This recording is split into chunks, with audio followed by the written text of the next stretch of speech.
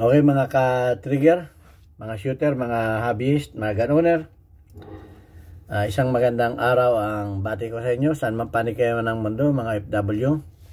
Tanghali man, gabi, hapon, ay magandang araw at sana sa tayong lahat ay nasa mabuting kalagayan, walang karamdaman, sapagkat bawal tayo magkasakit. Okay, ito ang inyong Pinoy Firearms Instructor, nag-gunsmith din naman. At kung napanood ninyo yung ating in-upload na video na part 1 ng truthing, ang part 2 ay truthing and extractor tune-up. Ngayon ay pupunta tayo ng range para testingin natin at malalaman natin kung epektibo ba yung ginawa natin. Okay? Let's go! So, okay guys, ito na yung STI na ginawa natin na nagmamalfunction. Yung bala hindi diretso sa chamber. So titistingin na natin. At nandito tayo sa firing range safety. So subukan natin kung magmamalfunction pa ba siya. Bago natin ibigay sa may-ari, dapat tested natin para wala siyang masabi. Ayan.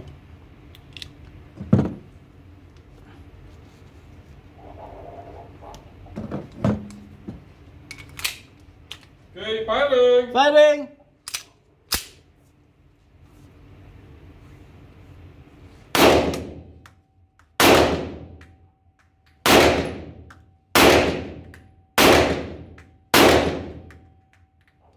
Up.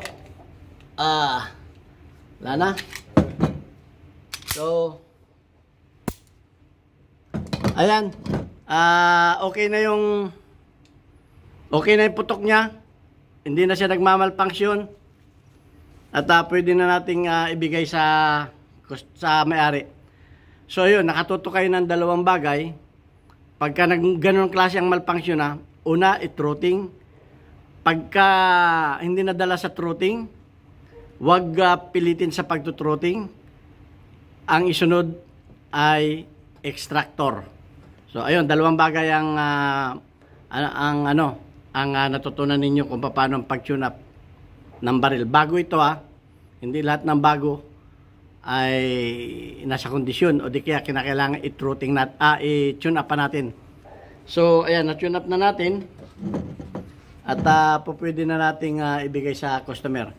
At sa mga baguhan pa sa aking YouTube channel ay ito na ang channel na para sa inyo. Please subscribe and share para marami pa kayo matutunan. Sa halip na pumunta pa kayo, alam niyo ba kung magkano ito sa gunsmith? Mababa na dito ang 2,000. Mababa na ang singil sale ng gunsmith na 2,000 dito kasi dalawang ginawa Sa truthing 1,000, sa extractor 1,000. Pero ganun lang kasimple. So hindi na kayo kinakailangan na disclaimer sa mga gunsmith. Ito naman ay lang yung mga basic lang na dapat malaman ng ating mga gun owner, shooter at sa ating mga hobbyist. So ito ang inyong Pinoy Firearms Instructor. Nag-gunsmith din naman dito sa Kuwait, sa Mayadin Shooting Range. At kasama ko ang aking magiting na co-instructor, si Melvin. Subscribe na kay Sir Elmer. Ito yung mga So ayan, at tayong papalam at may nag-request nga pala sa akin kung paano yung quick draw ng nasa bag. So gagawa ko niyan. Maraming salamat sa inyo.